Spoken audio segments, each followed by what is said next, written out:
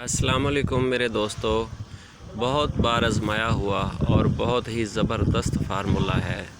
ये ऐसा तेल है, इसके बहुत सारे काम हैं, इसके बहुत सारे फंक्शन हैं, लेकिन आज मैं एक बता रहा हूँ। ये जोड़ दर्द और मोहरों के लिए दर्द के लिए बहुत ज़बरदस्त चीज़ है।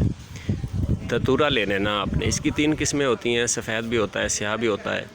तो जौन सा भी मिल जाए, आपने उसके बीज ले लेने हैं जो उसको लगे हुए हैं, कांटेदार गोल गोल होते हैं, वो ले लेने, उनको बारीक काट लें और तकरीबन 5 दाने वो डोडे ले लें उनके, और 1 पाव तिल का तेल ले लेना है आपने, बारीक काट के उसमें डालकर चूल्हे पे रख दें। जब वो जल जाए, धतूरा अंदर से उसका बीज जल जाए तो उसको उतारें, ठंडा करें और छान लें। आपका तेल तैयार है।